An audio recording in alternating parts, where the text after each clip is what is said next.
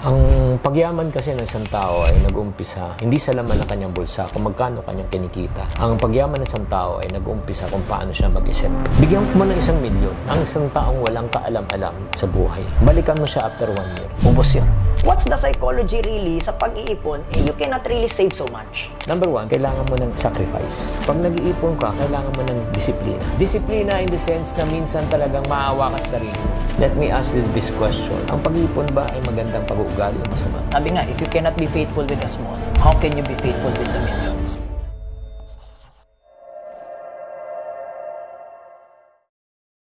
Hi mga ka-Prime! Welcome to Prime Pinoy Podcast. And again, our vision is to make your dreams happen. Tuparin mo ang pangarap mo by inspiring possibilities. At eto na nga, syempre pamilyar kayo sa kung ano nga ba itong itsura ng kinatatayuan ko. Hindi na kayo nagkakamali because we're gonna be talking about financial freedom.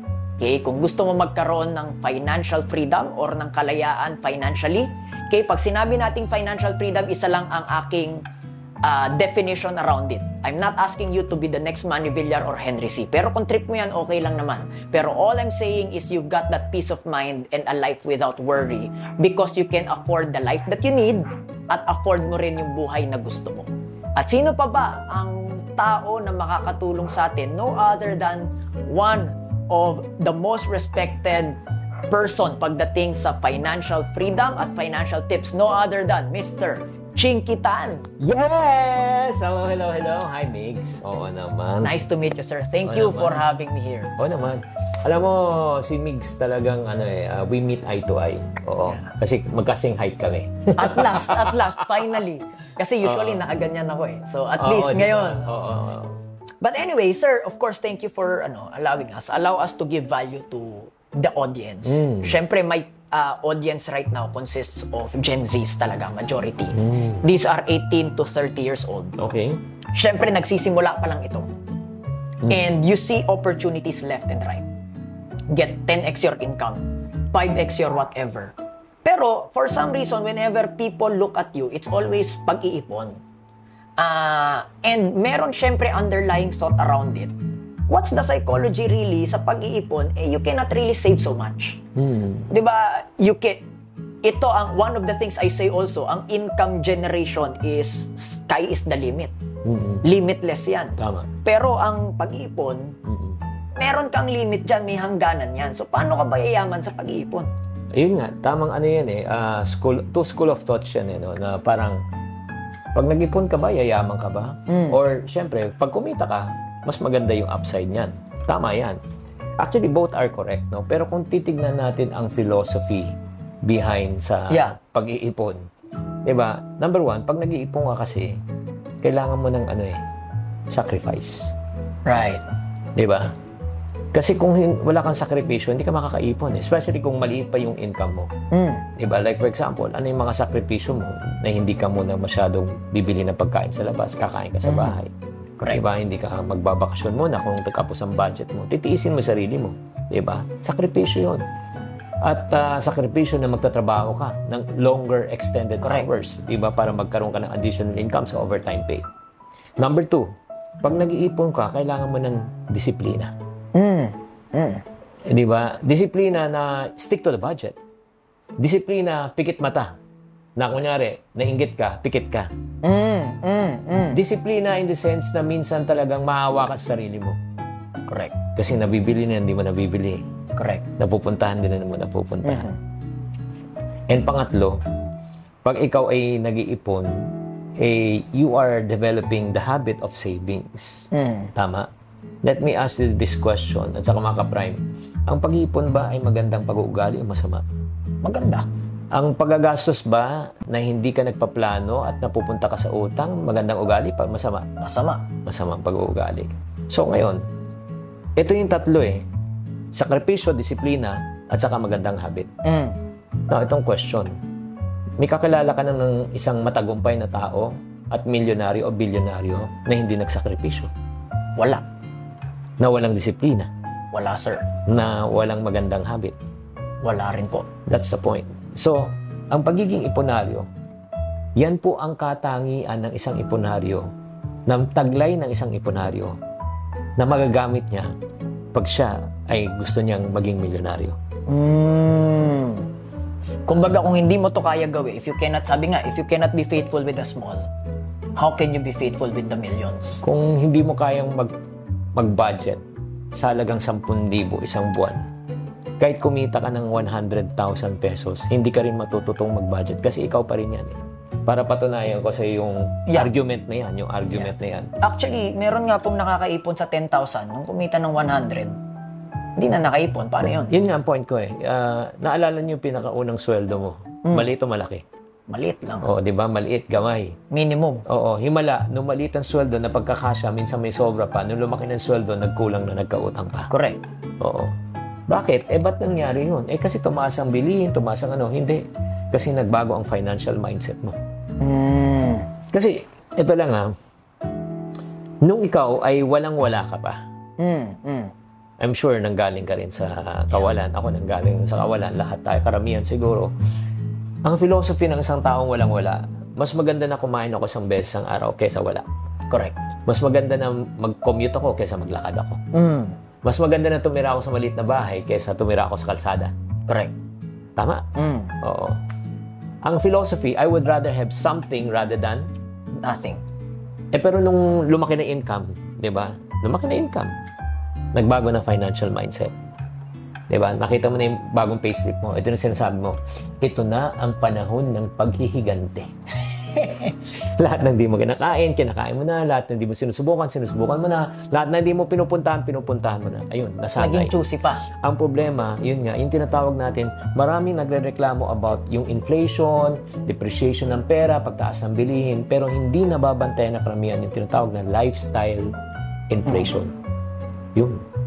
Kaya nga, that's the reason why I'm encouraging people, number one, na matuto munang mag-ipon. Correct. Kasi pag na-develop yung disiplina, sakripisyo at habit, dadalhin mo yan habang buhay. Kahit na lumalaki na yung income mo, bit-bit mo pa rin yun. Oo, grabe. Grabe talaga. Parang ano yan ito yung analogy ko eh. Diba, ang solusyon is, diba, para mapuno, diba, yung ipon mo, dagdagan mo ng dagdagan para mapuno. Habang dinadagdagan mo, pero itong tanong, paano kung may butas? Bali, wala. Ano tong butas? Kaya pag naglagyan ng lagay, kung may butas, tagas ng tagas. Ang daming mga butas na hindi napapansin. Yabang. Kasama na yung yabang. Hindi, wag na natin. Kasi syempre yung yabang, subjective yan eh. Okay. Pero marami tayong mga ginagastos na mga maliliit na hindi natin napapansin. May bagong kanta si Bitoy dyan. Oo, di ba? Oo nga, di ba? Yung kape? Oo. Hindi, iba na lang yun. Baka may ma-offend na naman tayo. Hindi, pag-usapan na lang natin, isang normal na mamamayang Pilipino, may kakilala kayo nag-yosi. Marami. Oo. Kung makadalawang stick lang yan, 20. Kasi 10 kada stick. Araw-araw, 30 days, 600, 12 months, 7,200 a year. Yosi. May kakilala ka bang, let's say, umiinom ng mga C2, Samurai, Red Bull, Red Horse, iba ang tama. Diba? 20 rin yun, 600, 7,200. May kakilala ka bang nagkakape? Ang dami. Sachet na lang, yung sachet na lang. Makadalawa ka, di 20 ulit yun. 600, 7,200. May kakilala kayo nagloloto. Marami, lalo. Di 20 pesos yan, 7,200. Tubig, kape, yosi, loto, 28,000 a year. Pag-usapan na natin ang sweldo ng isang minimum wage. 15,000. So, 30,000. So, 180 a year. 2 buwan na, no? 28,000 ng kanyang 180, almost 2 months. Saan napupunta? Tubig, kape, yosi, loto. Wala pang birthday, wala pang pamasko. Hindi pamasko, hindi lang yun. Hindi ba siya kumakain? Hindi ba siya namamasahe? Wala ba siyang upa? Wala ba siyang kuryente? Wala ba siyang internet access? Di ba? In other words, yung pumapatay 2 months of the salary na pupunta sa mga unnecessary na gastos.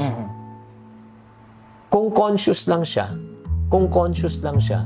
pwede niya, kahit kalahati na lang. Yung 28, kalahati, 14. Correct. So, ito yung parang philosophy behind it. Money not spent is money additionally earned. Ang perang hindi mo ginastos, dagdag sweldo mo. So, ano gagawin mo? Ngayon, iipunin mo na yan. And the last philosophy about yung sa pag-iipon. Right.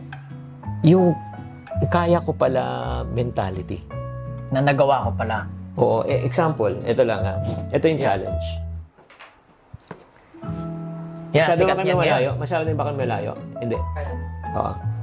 Like for example, ito mga ka-prime. Mag-umpisa ka sa 20 pesos. Okay.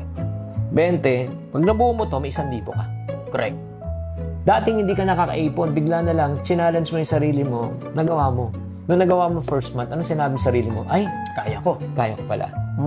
So next month, anong sinasabi mo? Ay, subukan kong lakihan. Right. Next month, nasa 50 ka na. Nung nabuo mo siya, naka 2.5 ka.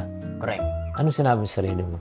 Kaya ko pala. Dagdagan ko. Kaya ko pala. Next month, 5,000. Na hindi mo napapansin na palaki na yung pag-iipon mo. So, by using this, yung nagkakaroon ka ng breakthrough na mindset. Right. Nag-expand yung psychological wallet mo. Nagkakaroon ka pala ng kaya ko pala mentality. Right. Grabe yan. No, ngayon, ito.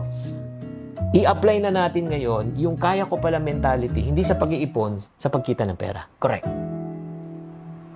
Kumikita ka, naalala mo kung nung kumita ka first income mo, magkano sinabi mong income mo? 12.5 minus tax, 10,000. 10,000 piso. At nangarap ka ba na sinabi sa sarili mo, sana kumita ako ng 20,000 naman? Yes. Pero nung nangangarap ka, nung nangangarap tayo, parang imposible eh.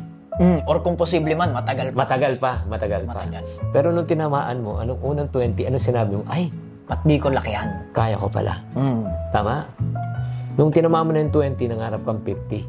Ay, mukhang mahirap. Matagal pa yan. Pero nung tinamaan mo, kaya ko pala. From 50 to 100,000 to 100,000 to 1 million, yeah. nagkakaroon ka ng kaya ko pala mentality. So Right. the same mentality that you had when nag-ipon ka, the same mentality na kaya ko pala mentality sa pag-increase. Kaya nga, guys, ito yung kailangan talaga eh. Yung tinuturo ko talaga sa pagbabudget. Yeah. Yung bawas dagdag method. Bawasan ang unnecessary gastos. Right. Una, para matapalan ang butas. Pangalawa, dagdagan ang income. Hindi ako favor lang sa pagbabawas lang. Wala, ano ibabawas mo kung wala naman ilalagay? Correct. Hindi naman ako favor lang sa dagdag lang. Dagdag lang. Eh, dagdag ka ng dagdag, pero may tagas. That reminds me of my personal story. Yung water bill namin dito sa bahay, 3,000 a month. At huwag kayong mabigla kasi may Olympic size swimming pool kami sa bahay. Pero katang-isip lang Yan ang tanong ko. Sabi ko, ang mahal naman na water bill. Oo, 3,000 a month. And then all of a sudden, tumalon siya ng 15 a month. Oh. Na hindi kami nagdagdag ng usage, hindi kami nagdagdag ng tao, di ba? So may problema na ako, short na ako. Correct. So 3 choices. Una, utang. Pangalawa, dagdag income. Pangatlo, hanapin ang tagas. Sa palagay nyo, ka-Prime and Migs, ano sa palagay mo pinaka-practical sa tatlo? Hanapin yung tagas at tanggalin. Nung nakita namin yung tagas, hindi tagas, baling tubo. Na-fix namin, the following month, bumalik ng 3,000. So normally, pag ang tao kinapos sa pera, anong unang ginagawa? Maghanap ng mangutang. Yun ang pinakamabilis. Ayan. Pangalawa, ano ginagawa? Dagdag Hanap income. extra income. Di ba? Ikaw na nga nagsabi sa akin eh. Ngayon. Di ba? Na hindi dapat ako mangutang. Na ikaw na rin nagsabi sa akin na hindi dapat ako mag-add ng income. Ang Right. dapat hanapin ko muna yung Tagas. oo.